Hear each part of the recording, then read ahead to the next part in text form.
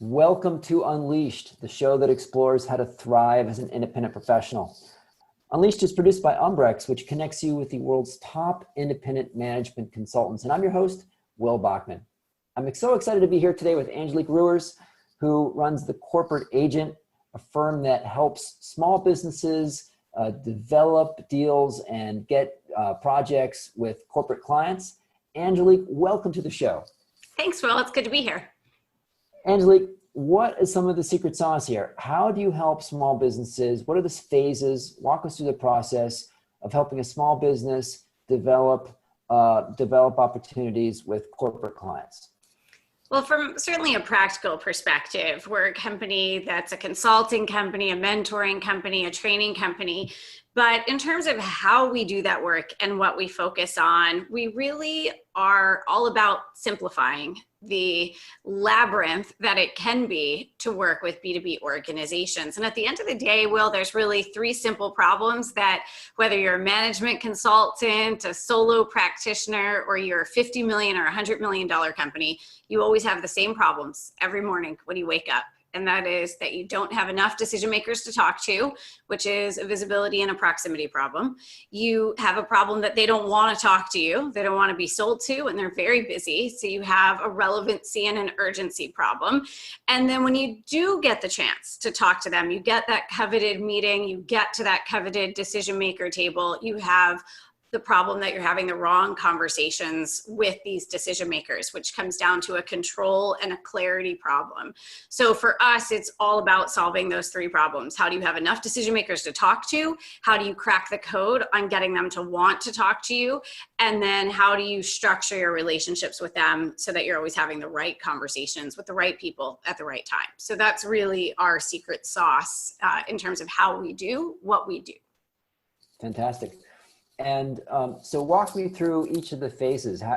If you approach it that way, I mean, how does a small business or a small consulting firm, or maybe even just pause that question, what are the types of businesses that you work with? A lot of who we work with are all service-based companies, whether you're that person who's just getting started, you might be a consultant, an influence marketing expert, a copywriter, an executive coach. We work with tons of coaches and self-employed professionals with home-based businesses, but we also work with those boutique firms, those PR firms, those digital marketing agencies, sales companies, lead generation companies for corporate. And then we work with some bigger companies as well that are really technically mid-market companies, but in their mind, they feel like small businesses in comparison to corporate.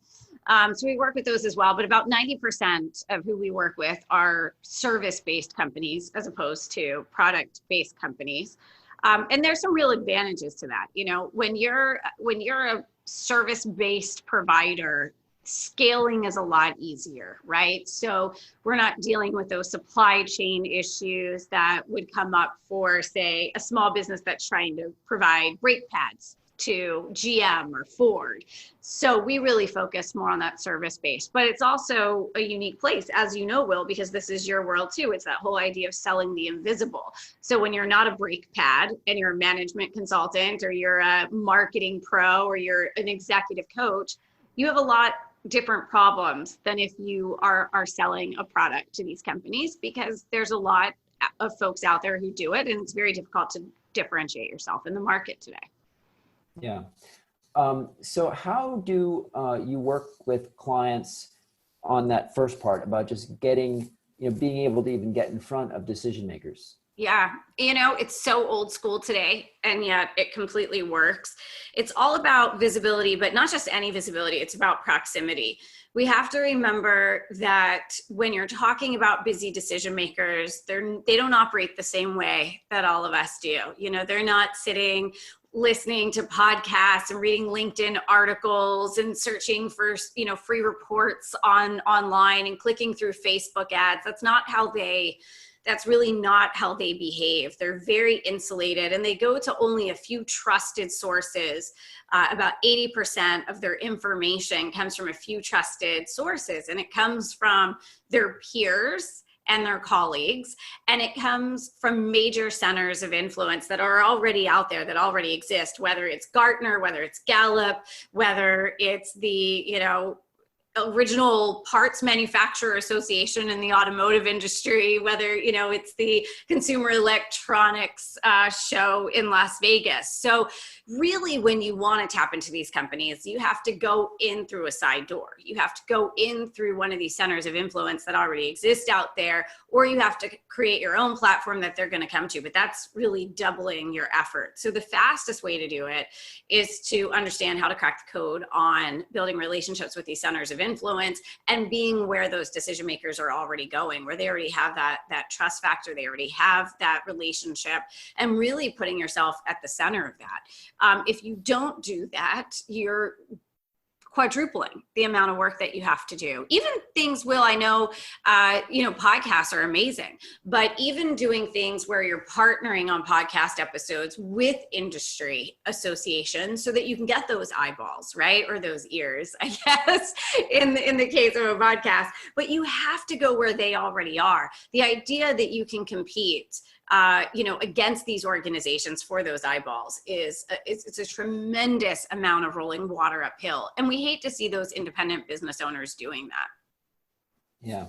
And you've told me in the past that going into corporates, relying on inbound leads is a very long wait, and that you much more favor more of an outbound approach. Tell me a little bit about, real practically, how you help clients do that outbound approach. Is it, hire, outbound emails, or having someone just dial up and make phone calls to folks? Like, how do you actually get in front of people? The biggest thing is to create your own experiences, your own interactive experiences, or to partner with an organization that you can do that with.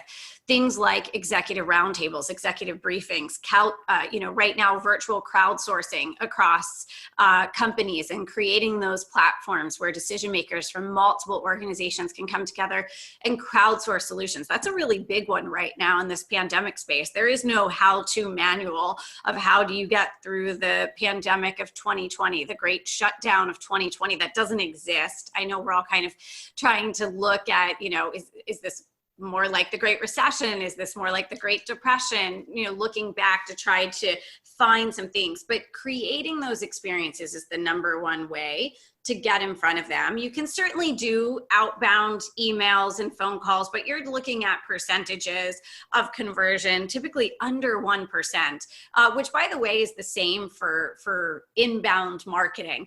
The idea that they're going to find a piece of your content, they have no idea who you are, you have zero brand recognition with these decision makers, just the chance that they're going to find your content, if it's not partnered with an industry association or a professional association, is really slim. Really, really slim. And then the fact that they're going to be able to extrapolate from that content that you can specifically help them with a super problem that they have, and that they're going to remember that when the sun and the moon and the stars align, your percentages keep going down exponentially in terms of that happening. So we are all about creating experiences, Will, that you bring those decision makers into, whether you're doing it on your own or you're partnering with an organization, a center of influence to do that. You have to create experiences for engagement. If you don't create experiences for engagement, there's sort of this impenetrable wall that you're creating. And you're really stacking the deck against yourself. You're talking about conversion percentages that are abysmal. And, you look at, I don't know if you've talked to folks, Will, that, talk about, mass LinkedIn email prospecting right now. I don't know about you, but every time I log in to LinkedIn, I've got, 50 different prospecting emails that look like they're all following the exact same template. And what are you supposed to do with that if you're a decision maker? I spend time every week talking to corporate decision makers, and what they're telling me is that they want to get off LinkedIn because that's how bad it's gotten. So that's really not a good solution either. You've got to create opportunities for engagement with these folks. And now more than ever, it's easy because we can do it virtually. In person's better, but that's not an option right now. So now it's about virtual interaction. Yeah. give me some real specific examples, and you can sanitize it if you need to, but Sure. give me some examples of what you're talking about, of things that you've helped set up for your clients, these kinds of experiences for engagement. So one of our clients, for example, we had reach out to a major brand, a really exciting brand. You all would know this company, doing some really innovative things. And they reached out and they said, look, there are all of these companies that would love to know more about what you're doing. I've partnered with an association that's based in my city, and we would like to bring you in and have you do a closed door day with these leaders from these companies that are based in our city. I'm working with the association to do this. I'm also going to do a presentation, but we would love for you to share some of the things that your company, your brand is leading on. Obviously not things, Will, that brand is, that would be proprietary, that they can't share, but come in and talk to these other companies. We're going to facilitate it. There's actually even going to be a component of this that is philanthropic, that we're going to give back to an organization for the registration fees of this, but we're going to have you come in and do that. And so this business owner was able to put themselves right in the middle of this sort of leading edge brand, bring decision makers in from all the major companies based in their city, partner with a center of influence that's also looking to create relevancy, and essentially created, right in their own backyard, this amazing experience with all of these corporate decision makers. And they were the only expert in the room. They were the only consultants in the room, but they were able to do this by making some phone calls and pulling some relationships together and creating a platform for crowdsourcing of information, for knowledge sharing. That's one example. Another one of our clients just did a virtual executive roundtable with VP level executives from about 15 different financial organizations, because they're trying to figure out what they're all going to do. Again, it's not, they can't share anything that's proprietary, but provide it that opportunity. And yet another one of our clients in the automotive industry is getting ready to do an executive briefing. They actually did some polling and some surveying of suppliers across that industry, and they're going to be bringing together those those companies, and they're going to be an expert talking to them through a virtual executive briefing, sharing some new data, and also giving them all a chance to share. So when you do things like this, suddenly now you are that thought leader, that expert, right, who's bringing the ideas to bear, and you're the only person in the room. I'd rather compete as the only competitor in the room, even if it's a virtual room, of say 20 to 25 decision makers, as opposed to trying to compete with 25 million people on LinkedIn who are pushing out videos and articles, right? So it's, do you want to own the pond and create the pond and invite the right people into the pond, or do you want to go out to the ocean of places like LinkedIn and Instagram and the YouTube, and hope that you can compete for those eyeballs? Yeah. So how, a lot of people would say, wow, that would be fantastic. I'd love to, be the one to organize a roundtable of 15 financial leaders who all could be my clients. What are some of the practical steps to go about doing that? If if you're not super well established, if you're not McKinsey or Bain or BCG or have some brand like that, how do you get, maybe it's, getting the first 2 or 3 to sign up, and then you can say, well, we got, Bank of America's coming and JP Morgan's coming, but how do you go about setting up something like that? So if you're brand new, if you've never done this before, we always say, look, you've got to own your own backyard. So you should start with even smaller B2B organizations, those mid-markets that are right in your backyard. You don't necessarily have to have Bank of America or Target or Walmart out of the gate, right? There's lots of money to be made in the mid-market space. In fact, actually, this isn't talked about very often, but of course, mid-market is really what's primarily responsible for the economic growth of this country. It's where all the jobs are created. It's where the GDP grows, is in that mid-market space. So you've got to own your own backyard. And it's a great place to get your feet wet, putting together things like executive briefings, executive power breakfasts, executive roundtables, et cetera. So I really recommend, if you've never done this before, that you start with some smaller companies. It won't be as intimidating. It's a lot easier to get a yes because they're right in your backyard, even if it's virtual. It's still great to start in your backyard with those companies, easy to get strategic introductions to folks. The biggest thing, what's so great for business owners when they start using strategies like this is that it's really not about you so much as it's about the opportunity for them to exchange best practices with peers. That's a big part of the draw on this, is that opportunity to have some time to talk to peers, to talk to colleagues, and really get some value out of that conversation. So that's a big part of it. Another big part of it, Will, is picking the right topic. You know, folks are always picking these topics that are so generalized and have no sense of urgency or relevancy. I said that was the second part of the second problem we help people solve, is that idea that they don't want to talk to you. They typically don't want to talk to you because you're speaking in generalizations. You're not giving very specific topics. Same problem getting booked to speak, hosting webinars, writing articles. We see it everywhere. So that idea of really picking a topic that has a tremendous amount of relevancy and urgency for them, if you pair that element of urgency and relevancy with the fact that you get a couple of those yeses in the beginning, you get a couple of anchor people, we call them sort of like the anchor seats in that experience. And then that's exactly right, Will, just what you said. You get a couple of yeses, and then you're able to add on to that by saying these folks are coming, and now we want to have you. The other part too is if you've been out speaking, if you've had, if you've done webinars, if you've spoken at breakout sessions, and you have, business cards from those experiences, you have people to invite. How many times you go to an event and you speak and all you really end up with is a bunch of business cards, and you have no idea how to move those people into a deeper conversation with you. You need a bridge to move them deeper into a conversation with you. And these kinds of experiences are the perfect bridge to move all of those people that are in your LinkedIn, that are in your Rolodex, that are in that drawer, business cards that are collecting dust, and move them deeper into a relationship with you. And when we start shifting people to this kind of strategic mental approach about what they're doing in their business, suddenly they have relationships. They have actual people that they can pick up the phone and feel comfortable having a conversation with. And that really then sets in motion a domino effect in terms of their business development strategies. Okay, great.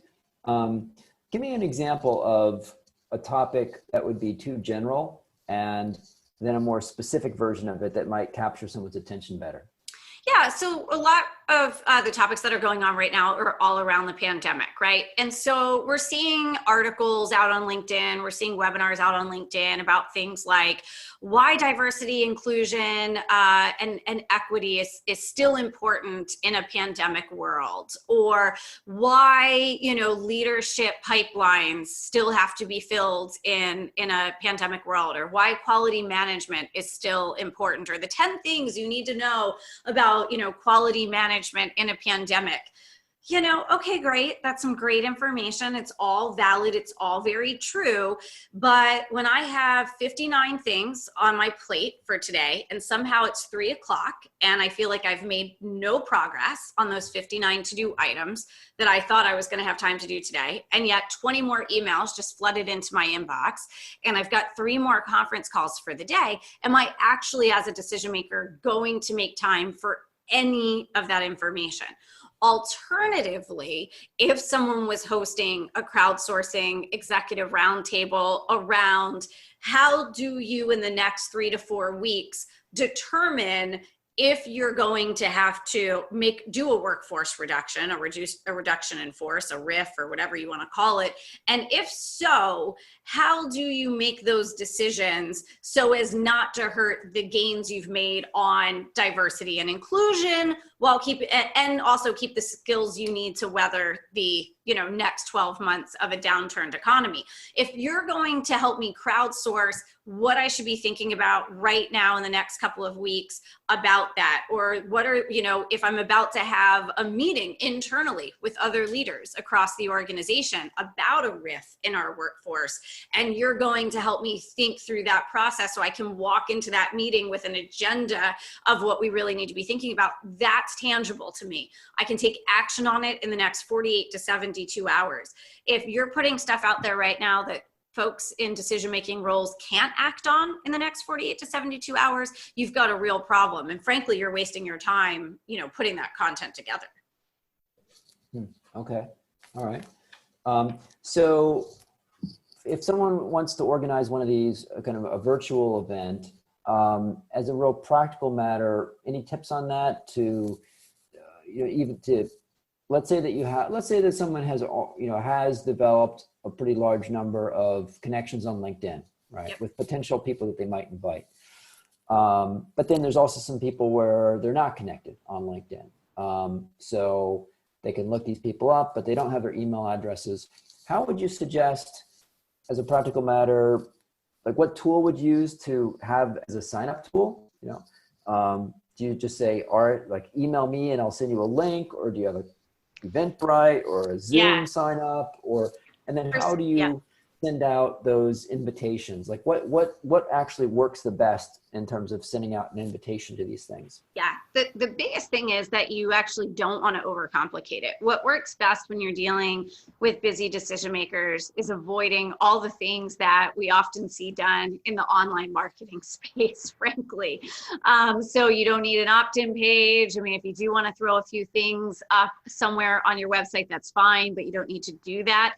The less that it feels marketing and the more that it feels like you're personally being invited to a discussion, the better off that you are. So a lot of those sort of fancy tools can actually backfire on you because it screams marketing versus an email that you send or a phone call that you make, or even frankly, two of my favorite tools are text messaging, just texting a decision maker.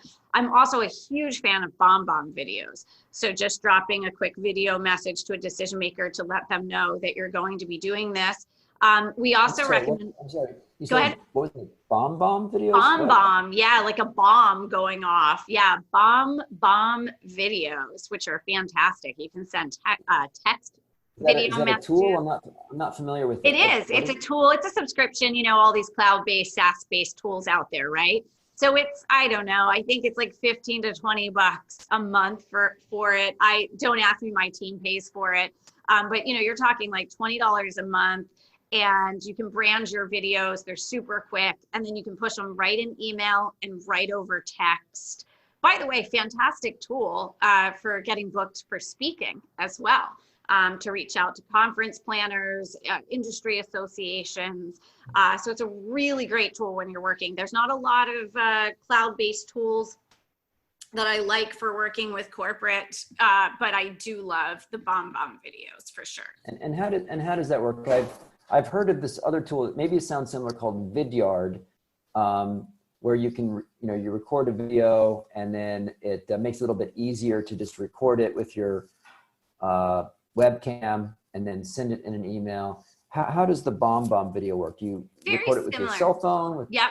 You can do cell phone or on your computer. So I have an HD camera right now as we're talking. So I'm using my HD camera. I can also do it right on my cell phone. And then if you set up your template, not that you have to, but if you set up your template, whenever you send a video, it puts it right in your branding, and you can add a little message that goes with it as well. And that's it. You record it, you send it, you put a little message. They can respond back right under the video, including an email. And if they've watched it, which I think is a really great aspect. Knowing that the decision maker has seen it is really fantastic. Okay. And do you find that you get a better response rate from that than just plain old email? You get a better response when you mix the mediums together. That's when you get the best response. So if you take email plus you drop a video plus maybe drop a text, then you're going to get the best response. So it's really that sort of mixed medium layered response where you get the best. And the shorter, the better. The shorter the video, the shorter the message. There's an inverse relationship between the length of messages to decision makers and your response. If you can put a yes, no question right at the front. Hey, I'm pulling together about 15 different leaders from manufacturing companies across the Washington, D.C., Northern Virginia area. Would you like to know more about what we're going to be talking about? Would that interest you to be a part of that closed door discussion? Let me know. That kind of quick very quick, almost elusive, yet sense of urgency kind of message, Will, is what's going to get them to respond, as opposed to, I'm having this this executive experience and it's happening on this day. And let me give you the 17 and a half learning bullets, learning objectives in bullet point form. If it's just, hey, we're going to be pulling together senior leaders from across Northern Virginia to talk about A, B, and C, it's by invitation only. Was curious if you'd be interested in possibly being a part of this discussion. That's the kind of thing that they can say yes or no. Once you've got the yes, or, well, can you tell me more about it? Now they're mentally engaged with you. Now you're in a conversation with them versus in a situation where you're talking at them in a marketing environment. Okay, cool. All right, interesting tool. Okay, so keep it really simple. Make it feel like it's not a marketing kind of fancy, complicated sign up, but easy to just reply, yeah, sure, I'll join. Yeah, sure, I'll join. And then you can give them the Zoom link or however you're doing it. Zoom is really interesting. I know they've been hit sort of in the media with some of their security issues that they've had come up, Will, but honestly, most companies have not blocked Zoom from a sort of a firewall perspective, unlike things like Skype, which over the years, various IT departments have blocked. So Zoom is a really great tool to pull people together. The one thing you have to know, though, is that not every, we know about Zoom in the sort of management consultant, solo practitioner, coach world. A lot of people in corporate don't know about Zoom. And so if they're going to be on camera, or you want to give them that option of being on camera, you should tell them. You need to tell them, hey, there's an option for all of us to see one another. So be in a place where you can turn your camera on so we can all have, we can emulate a face-to-face experience. Sure. Okay, that's good. And then, so beyond the kind of idea of those kind of doing events, what other types of outbound outreach or other types of experiences would you typically suggest to your clients? Everything that you do has to be based on proximity. So what we have our clients do is really focus on something every single month that's putting them in the line of sight with real decision makers. If you're not in the line of sight at least once a month of real decision makers, then you're in big trouble. How you do that, I don't care. So long as you're doing it. So you cannot count, if you want to backfill with some content marketing, if you want to backfill with SEO, by all means, backfill with that. But if you actually want to have a full pipeline, then you have to have an anchor activity on your calendar every single month. Those activities can be webinars, they can be roundtables, they can be power breakfasts, they can be keynotes, they can be breakout sessions, they can be success showcases, which can be really great, where even across a major company. I can't believe how many people don't do this, but if you've worked in one department or you've worked for one division of a major company, you have about 100 other potential clients inside of that one company, right? Because you've gone in and you've done something amazing with one organization, whether it's corporate communications, facilities management, product development, engineering and manufacturing, security, IT, whoever it is, right? So now you have this great case study of the success that you've had with them, but you're not replicating that success across the organization. So success showcases are a great way to do that, where you really lean into the fact that companies today value knowledge sharing. They value that idea of taking things that their company's already invested in and learning what those best practices are and then replicating them across the rest of their organization. But most consultants, most solo practitioners never go to their original client and say, hey, let me ask you a question. Is knowledge sharing something that's valued here at GE or at Target or Walmart or whoever? And 99.9% of the time, they're going to say yes. Right? They're going to say yes, because who's going to say no to that question and say, well, Doug or Jane or whatever they, just did this phenomenal project that got these unbelievable results. There's a lot of knowledge in what we just did that would be of value and would certainly showcase your department to the rest of the organization in terms of what you've done here. why don't I help you put together a success showcase that allows you to share this success across your organization, and I'll support you in doing that. So you want to take the supporting role as the consultant, right? But that ability to then showcase it in an internal webinar. I mean, we've had clients do this where the decision maker loved the idea so much that they went and used the biggest conference room they could find in their corporate headquarters and got other teams to come in to hear what they did. And of course, the consultant is sitting there, you know, also adding some color to the conversation.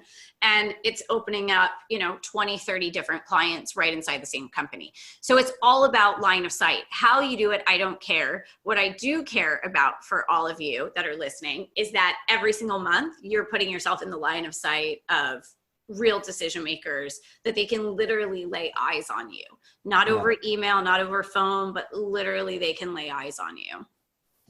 And then after you've done that event, what are your best practices on following up with those decision makers? So you have this great event, fantastic, but what happens afterwards? Yeah. So after that, so the first thing is, obviously, once you're inside of an organization, it's really easy to know everyone's email addresses, right? So we know the nomenclature now of those email addresses. You're in the room theoretically, or you're certainly, even if you're doing it on a conference call, you know who else is on. So now you have to reach out individually to each of those decision makers to introduce yourself to them. And typically what you want to do at that point is you want to be of value to them. So the next thing isn't to schedule a call to sell them something. It's actually offering up an opportunity for you to be a sounding board on how they would take some of those key lessons that they learned from the success showcase and specifically apply them to their department or to their division or to their function. And so being that sort of sounding board, having that discussion is a great way in. The goal always, of course, is to get to one-on-one discussions. Everything we're doing on marketing and business development is always designed to get to that one-to-one discussion, Will. So after that success showcase, you want to create those opportunities to be that sounding board and have that strategic discussion about now parlaying what they took away from that success showcase and making it relevant to their department. And then that typically is going to open up dialogue, whether they're ready now to work with you or they're ready soon to work with you, that you're not going to know until you have a conversation with them. You can't create a problem. You can't create urgency where none exists. But having those relationships completely changes the game as to what's in your pipeline. Okay, fantastic. Well, ton of information here, Angelique, and I think that you have more information on your website, right? And other thought leadership. Where can people go to find out more about you and more about your firm?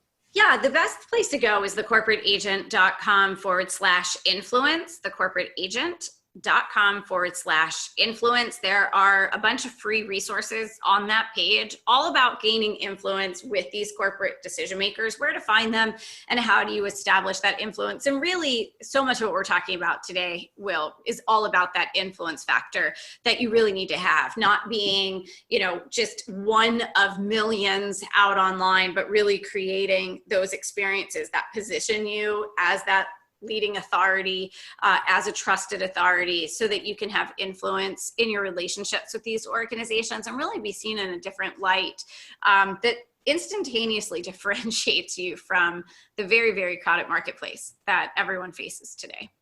Fantastic. And we can also include in the show notes, you want to also give some other links for Instagram or Facebook or other places? Absolutely. Yeah, I can definitely get you those. Instagram is a great place to connect with us because we're always posting training videos on there as well as on YouTube.